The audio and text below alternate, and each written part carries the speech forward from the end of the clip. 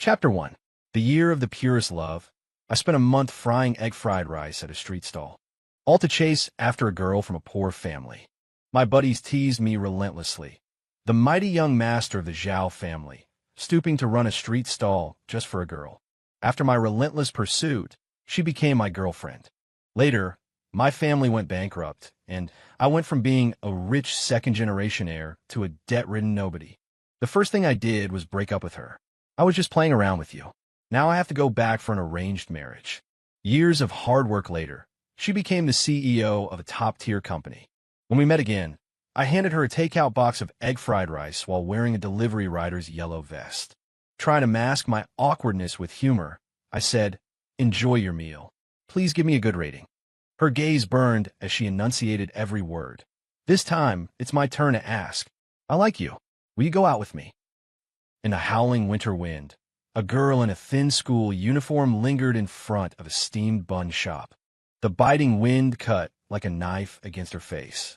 She hunched her shoulders, blowing warm air into her cupped hands. Perhaps noticing her presence, the shop door swung open from the inside. A burly man, looking to be in his 40s, stepped out. The girl avoided eye contact, too embarrassed to meet his gaze directly. After a brief exchange, the man turned and went back inside. Not long after, he reappeared, holding a plastic bag filled with steamed buns. Before the girl could take it, a heavy-set woman burst out from the shop. At the sight of her scowling face, both the man and the girl paled. She snatched the bag away, shooting the man a glare.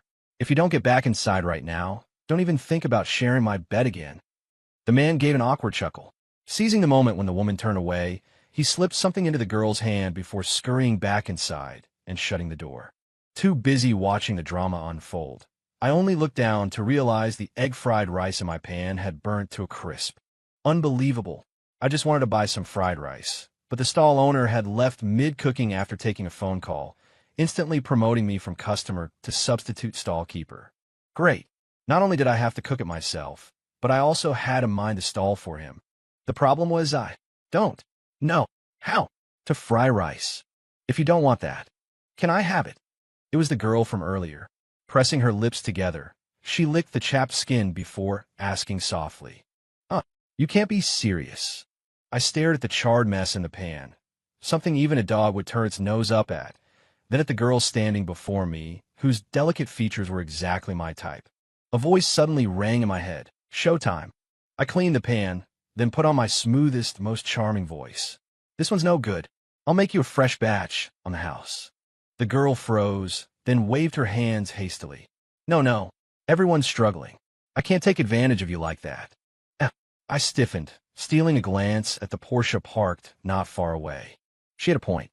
Life was hard for me, having never touched a frying pan in my life, yet now braving the freezing wind to guard some random guy's stall. What a joke. With that thought, I cracked all dozen eggs from the basket into the pan. "We'll get there someday." As I viciously scraped the spatula against the pan, she suddenly spoke up. "What?" She pointed at the 992 in the distance, her gaze unwavering. "If we work hard, we'll have it all someday." Oh, she thought I was envying myself. I scoffed internally. If selling fried rice could earn you a 992, I'd have worn out a dozen pans by now. This car's optional extras alone cost me $500K. I was about to roll my eyes when I turned and met her earnest stare head-on. Her eyes sparkled with confidence and determination. In the freezing winter of -20 degrees Celsius, she still wore a thin school uniform, her shoes washed to a pale hue, visibly poor, yet undeniably beautiful. In an instant, a mischievous thought crossed my mind. I glanced at the large red sign on the fried rice stall. Fried rice, 6 yuan per serving. Then, I looked at the crumpled handful of change she handed me. I kept one bill and smiled at her. "I'm just helping my uncle with the stall. I'm not very skilled, so making this for you is just practice.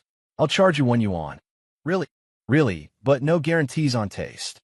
She sized me up, noting my lack of the usual street vendor vibe, before hesitantly taking back the remaining 5 yuan.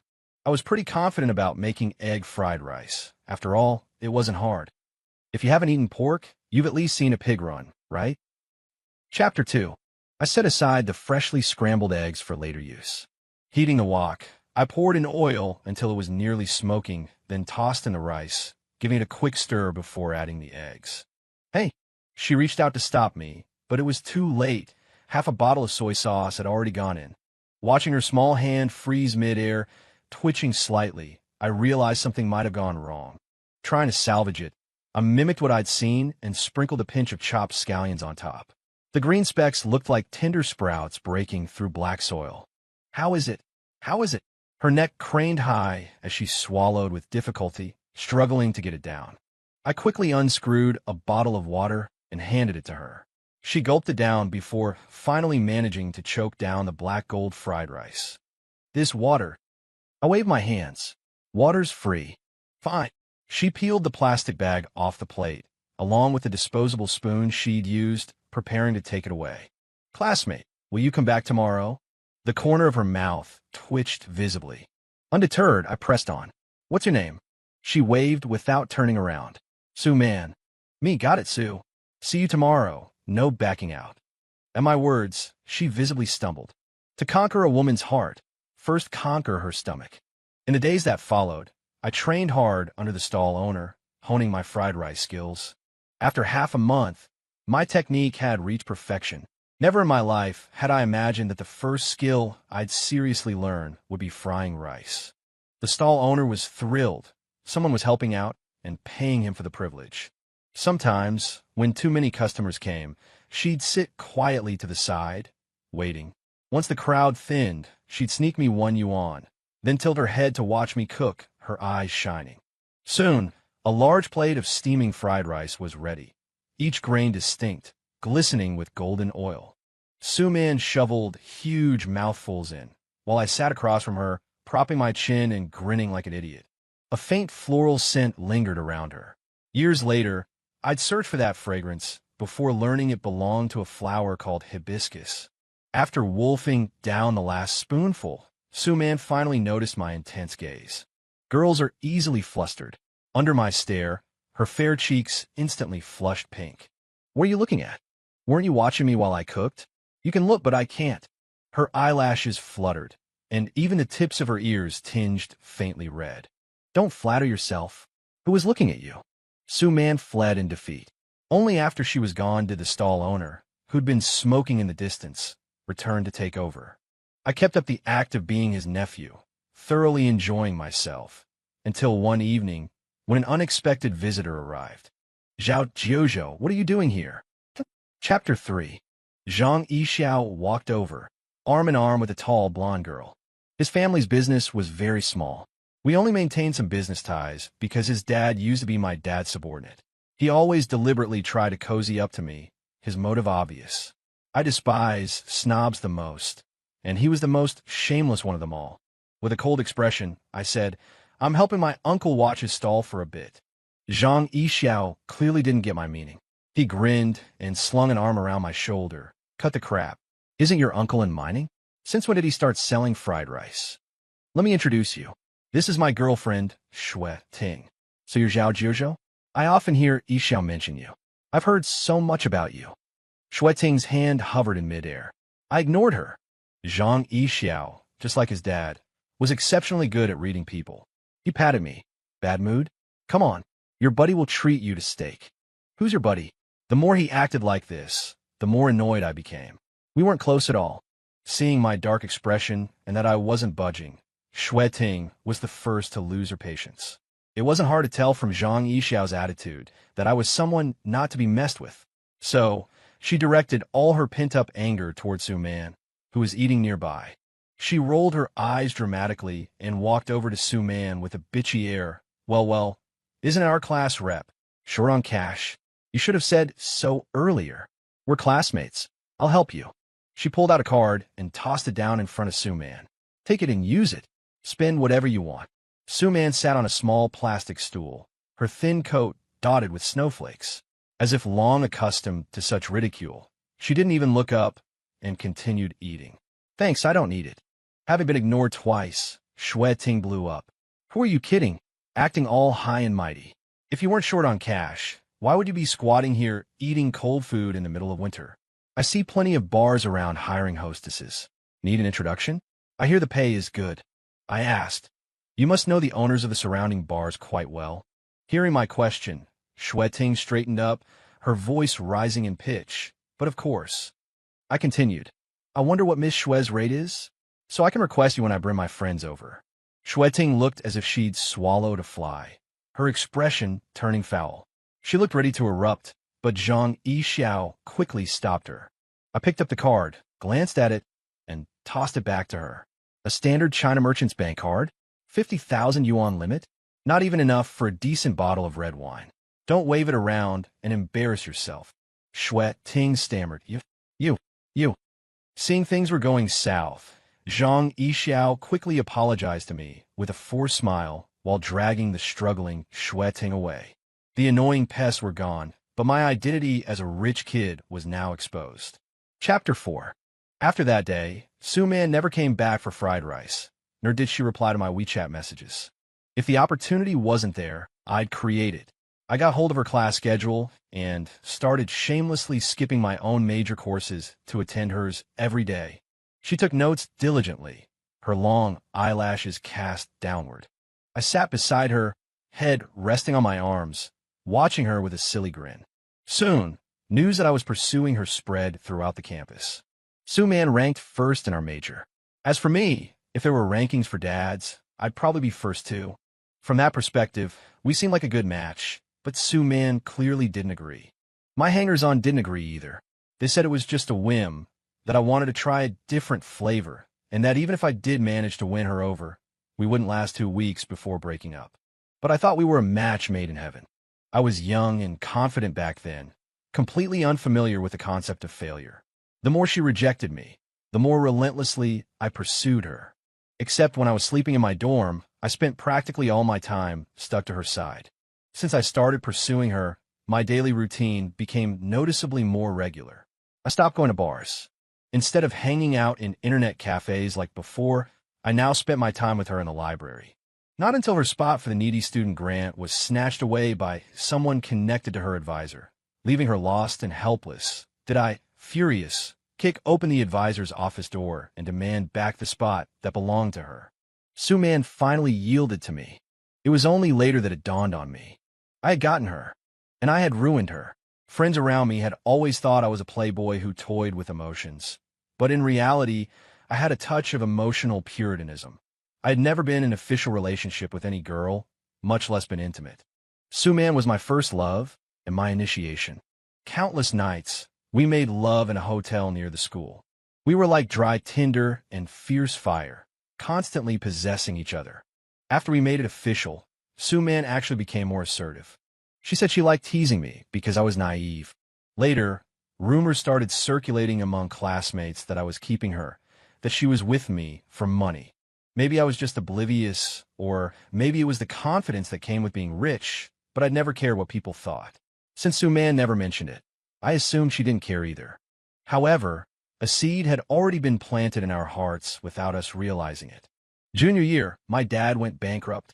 Numbly, I met up with Su-Man and initiated the breakup. The breakup went remarkably smoothly, like a simple, everyday conversation. Me, want to grab dinner? Her, sure. Her ready agreement felt like a thorn stabbing deep into my heart, making me doubt our entire relationship. Had she really just been with me for the money? My dad arranged for me to transfer schools, though in reality, I was dropping out. It was the last bit of face he could save for me using his residual influence. 10 years later, I returned to this place. I didn't have a roof over my head and was making deliveries on a small electric scooter, watching the vendor stir-frying rice. I spaced out for a moment, the surrounding diner, noise seemingly blocked by an invisible barrier. After all these years, he wouldn't remember me, but I recognized him instantly. The vendor hadn't changed much. He was still as burly as back then, with patchy stubble on his chin. His business seemed to be doing well. The small shop was nearly full of customers. He no longer had to endure the biting wind cooking outside. Just as I was lost in thought, a hand clapped me on the shoulder. "Anything else, young man?" The vendor handed over the fried rice with a smile. It took me a few seconds to snap out of it. No, nothing. Just lost in thought." I took the delivery, feeling dazed. Even in northern wind, 20-odd degrees below 0 Celsius, couldn't break my train of thought. Memories of my time with Sue Man kept flashing before my eyes. Just as I finished the delivery and was about to leave, a voice suddenly called out from behind me. Hey, Zhao Jiuzhou. Chapter 5. It was Zhang Yixiao. Tall, dressed in an expensive-looking suit. He looked more polished than back in school. I stared at him stunned. I opened my mouth, but my throat was painfully dry. I swallowed hard but couldn't say a word. Playing dumb with me? After all these years we've known each other, I'd recognize you even if you were turned to ash. Where the hell have you been all these years, man? I went down south. You probably heard about what happened with my family. Yeah, I heard about you, Dad. He pulled a card from his wallet, the gesture painfully familiar. Here, take this. Use it however you want. I gave a wry smile. Thanks, but I don't need it. Come on, we're old classmates. Don't be like that. Really, I don't. All right then. You always were stubborn. How about this? Let's exchange numbers. If you need help, call me anytime. I didn't expect any help from him, but out of courtesy, we exchanged numbers. 2 days later, I suddenly got an order for fried rice. The tip alone was 200 yuan. For me now, 200 yuan was no small amount. I'm a little tune all the way, my pace quickening a bit. The rain pattered against the ground like rhythmic drum beats. However, when I arrived at the delivery location, I was completely stunned. It was filled with familiar faces. Judging by the scene, it had to be a university reunion. 10 years had passed, and everyone had changed a lot, yet I could still see traces of their younger selves in their heavier faces. Although it was a virtual number, I had already guessed who placed the order. I handed the fried rice to a server, pulled my cap lower, and prepared to leave. Zhao Jiuzhou. My body went rigid, as if nailed to the spot. There was an uproar. Everyone present froze, all eyes snapping towards me. Zhang Yixiao's shout was like dropping water into hot oil. The crowd instantly erupted. It really is Zhao Jiuzhou. Why is he dressed like that? I kept my head low and practically flew out of there. Thankfully, I hadn't spotted Sue Man in the crowd just now. Even so, I felt my entire face burning. I could only frantically mash the elevator button, desperate to get away. Sorry to trouble you again, old classmate. Making me deliver the food was just to humiliate me. Now that he's achieved his goal, I like to see what other tricks he has up his sleeve. When have you ever seen me eat this kind of unsanitary stuff? This is for Sue Man. He hooked the bag of fried rice with a finger. Room 602. Her stomach's upset, so she went back to her room early. I always tell her to stay away from this dirty stuff, but she won't listen. Now look, she's made herself sick. He deliberately paused on the words dirty stuff, a classic case of indirect insult. He finally showed his true petty colors. Fine by me. Since things were out in the open, I wasn't about to indulge him. Everyone has different tastes. Like caviar, even when it's served elegantly, you can't escape its inherently fishy and salty nature. I mimicked his tone, deliberately pausing on fishy and salty. Zhang Yixiao's expression didn't change as he replied coolly. Sue Man enjoys French cuisine, but she can also accept street food. She's experienced both, she knows what's good, and she readily accepts the lesser stuff too. Not because she loves street food, but because she's broad-minded. A few old classmates came over, trying to pull Zhang Yixiao back for drinks. Their eyes never rested on me for even a moment. Zhang Yixiao put up a token resistance. I can't drink anymore. Sue Man's still waiting for me upstairs. The group grinned knowingly, nudging each other. Well, you two better keep it down then. Lots of classmates downstairs. It'd be awkward if they heard anything. As he left, Zhang Yixiao whispered a warning in my ear. I hope you can face reality. Are you even worthy of being near her now? I clutched my chest, fighting back the ache. Not only was I unworthy of being by her side, I wasn't even worthy of seeing her. I felt like I wasn't myself, my mind completely blank, yet somehow, as if compelled by an unseen force, I ended up in front of Sue Man's door. After everything with my dad, I thought I could face anything the world threw at me calmly. But I never expected to lose my composure the moment Sue Man opened the door. Chapter 6. I heard Sue Man had become a director at a publicly listed company. Her aura was completely different from how I remembered her. Her neat short hair looked capable and chic. There was a sharp edge hidden in her brow, and her snow-white skin had an almost cold, hard quality. It made sense. With no family connections or background, achieving what she had today through her own hard work. One could only imagine the hardships she'd faced along the way. And I hadn't been there beside her. How thoughtful, Su Man remarked, looking at the fried rice in her hands. I adjusted my cap, averting my gaze, an indescribable ache in my heart. Is he your boyfriend? Yes. I froze. My heart felt like it had been viciously squeezed. I hadn't expected them to be together. It was good, a match of talent and beauty. Enjoy your meal. Bang. Her hand slammed against the wall, cutting off my path. This unexpected turn made my whole body tense, my heart pounding uncontrollably. Jealous. I didn't dare meet her gaze, instinctively stepping back only to find my back pressed hard against the wall. There was no escape. The heat of her breath tickled my neck. I don't know what you're talking about. I wanted to argue, but she saw right through me. Lift your head, Zhao Jiuzhou. The moment our eyes met, I felt the world abruptly shrink, cutting off everything around us, leaving only the sound of our two hearts pounding violently, our breaths intertwining. I quickly averted my gaze, trying to shake off Su Man. I have to go. I have another delivery to make. Su Man pressed closer. Answer one question, and I'll let you go. Su Man's gaze was scorching as she spoke, word by word. Did you ever love me? I opened my mouth, but my throat was painfully dry. The word wouldn't come out. In my current situation, am I even worthy of speaking of love? 10 years. It feels like half a lifetime ago. What's the point of discussing this now? I suppressed the bitterness in my heart and gently shook my head. No, just those two words seemed to drain all my energy. It felt like simply standing there took everything I had. I don't believe you. Look me in the eyes and tell me. Su Man's voice was tinged with sadness, her eyes red-rimmed. Did you ever love me? Seeing her like that, my heart clenched violently, the pain making it hard to breathe. Just like 10 years ago, I fled in disarray. I was afraid that if I stayed even a second longer, I would completely break down. Chapter 7 turns out money really can let you do anything, even change the rules. I deliberately avoided the places Su Man worked, but I still kept receiving orders from her. Realizing that avoidance was futile, I decided to face her. Was disappearing fun? Zhao Jiuzhou. How long are you going to keep running? I slowly raised my head and met her gaze. You should have heard about my situation. My family went bankrupt. Is that why you disappeared? Did you think I was with you for money? Zhao Jiuzhou, in your heart, is that the kind of person I am? No. After my family went bankrupt, the whole city was full of debt collectors. I was even kidnapped once. Anyone connected to my family could become leverage against my dad, so I had to leave. Hearing this, Su Man looked completely stunned. We fled south. I worked several jobs to pay off the debts, but there was just too much. It felt like we could never finish paying. I took a deep breath, trying to compose myself. Since the bankruptcy, my dad developed severe depression. On December 3rd, he passed away.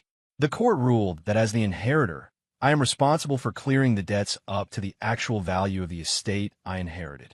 I'm sorry. Her voice was sad, her eyes very red. So, what are your plans now? I want to go back south. Su Man looked at me incredulously. Why? I thought this place was home. For 10 years, I missed it every single moment.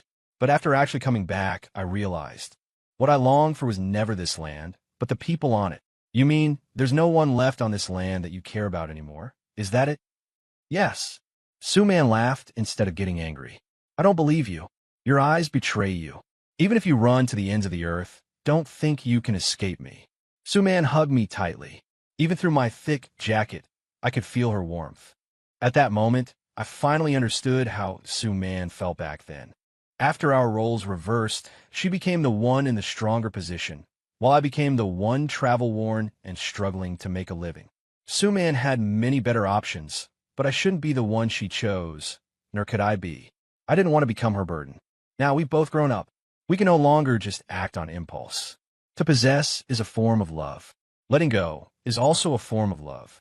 News of my return had spread long ago, but besides Xiangzi, no one else had contacted me. I didn't blame them. After all, my fortunes had changed. Xiangzi is a childhood friend. The main purpose of tonight's drinks was to persuade me to stay. Business hasn't been great these past few years, but luckily, my family still has some foundation.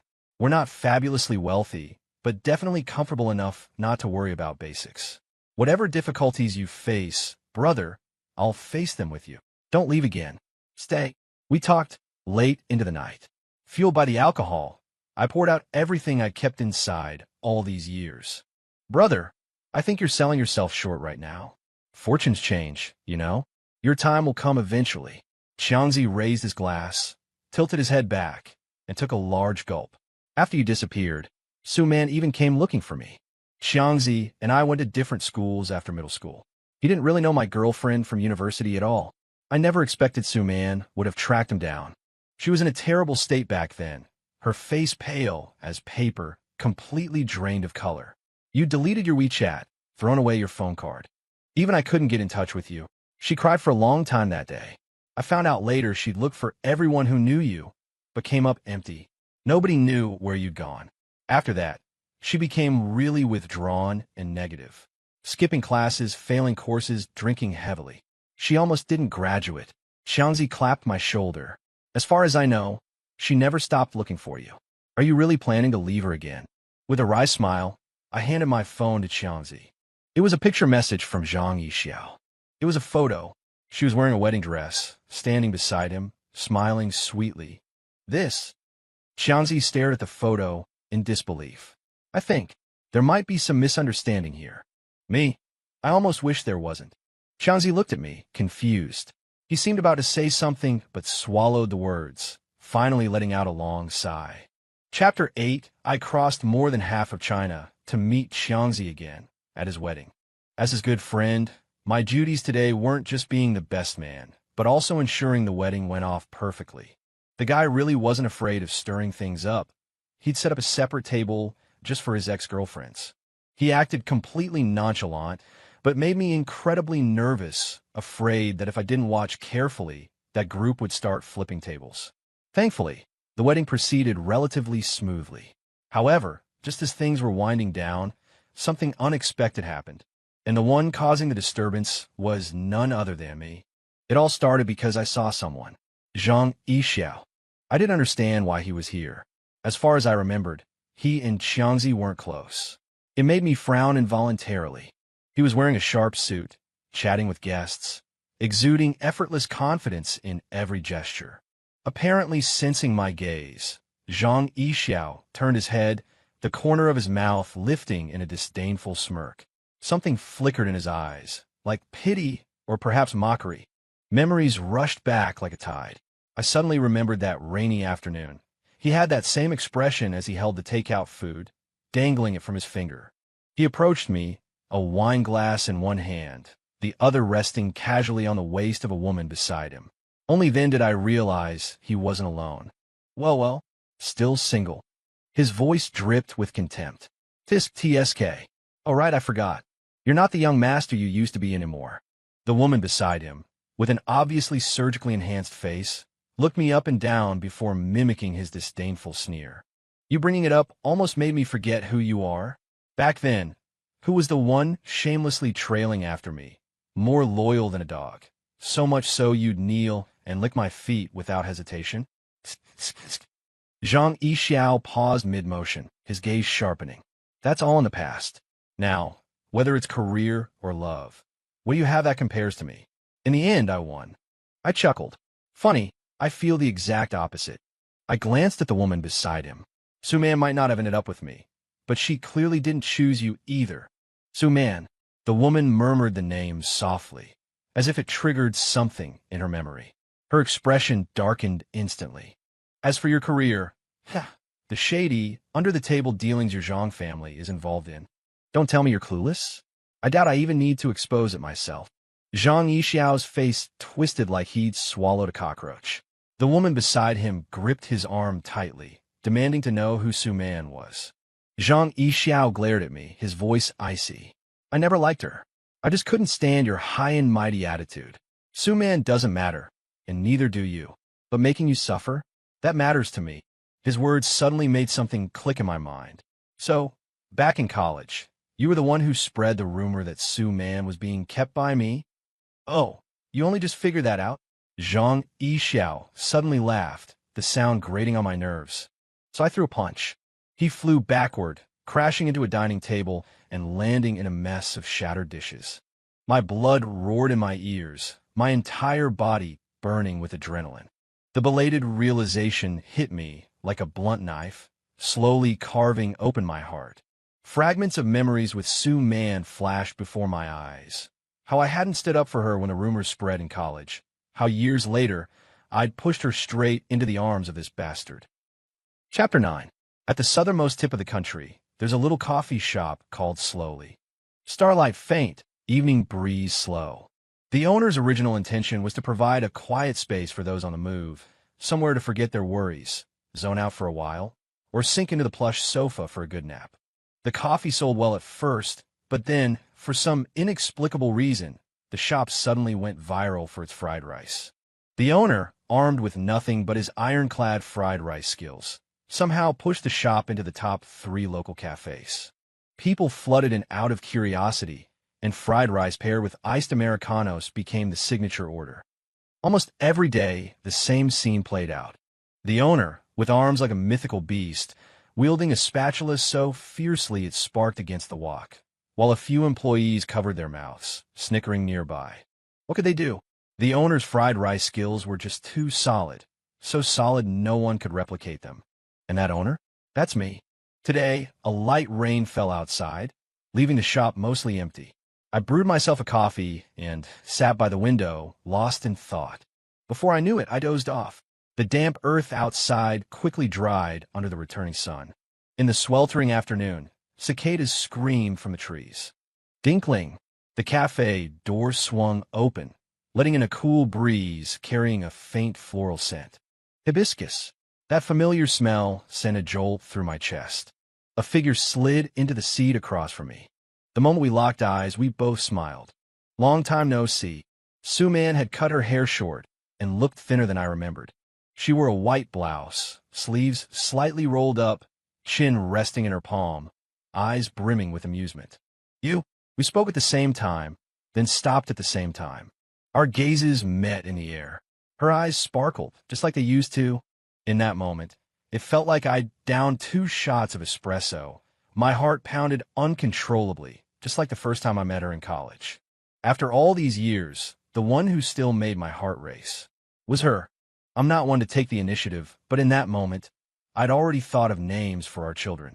In my heart, I secretly resolved. This time, I absolutely had to hold on to her. We started to speak at the exact same time. Su Man offered a faint smile and gestured for me to speak first. But my attention was entirely captivated by the brilliant ring on her ring finger. Outside, rain inexplicably began to fall, a soft drizzle pattering against the window pane. You married? Though I feigned composure, my trembling hand betrayed me. Su Man couldn't help but chuckle. You're not? Still, haven't really considered it. Her eyes curved into crescents as she smiled. Oh, so that's how it is. Su Man slowly leaned closer, a mischievous glint in her eyes. If I were single too, would you consider me? It wouldn't matter even if I would. I slumped sideways in the chair, half dead, like A.O. Bing after Neza ripped out his dragon tendon. Su Man dissolved in a laughter, shaking uncontrollably. It took her a moment to compose herself.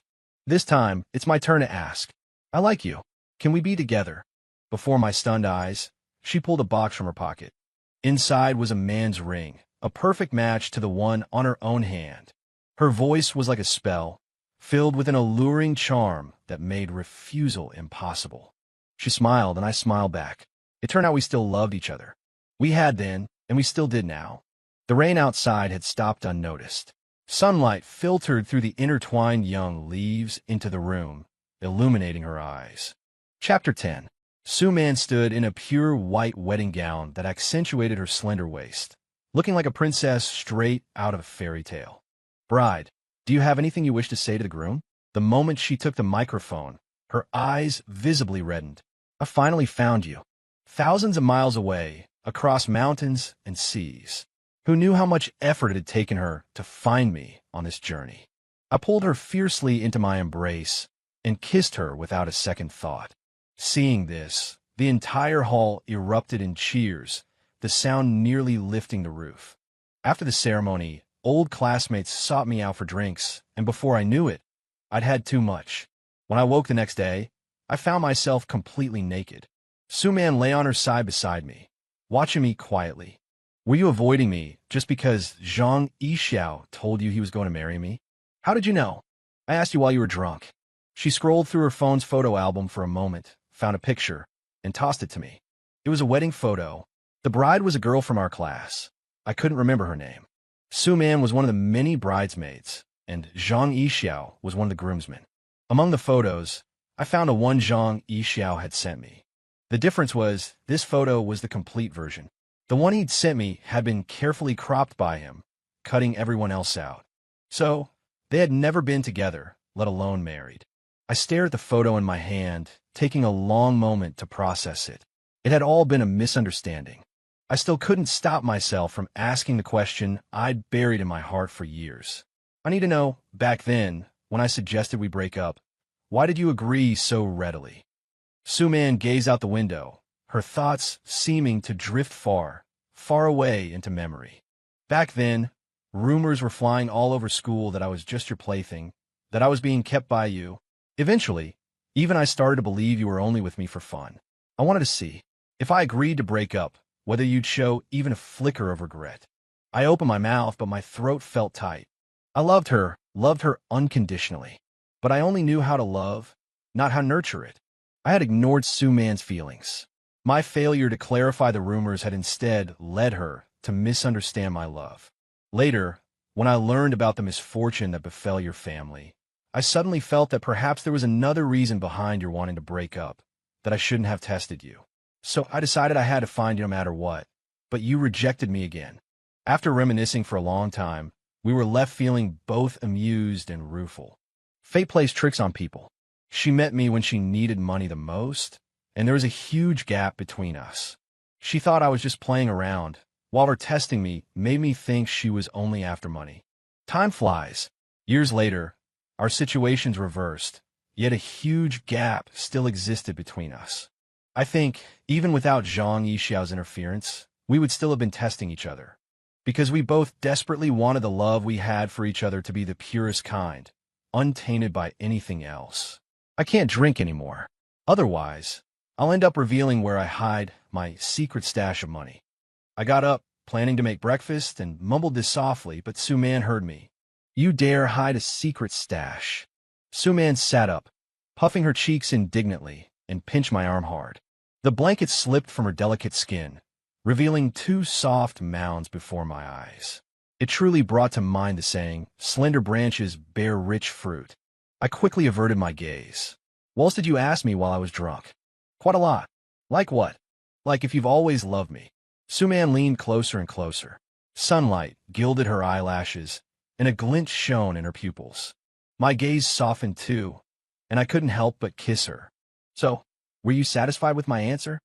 She didn't answer, her eyes narrowing slightly as she rolled over and pinned me beneath her. Wait, you haven't answered me yet. Less nonsense. Lie still. In the dawn light, her slender waist flickered in and out of view. On the floral bedsheets, we stirred up a storm.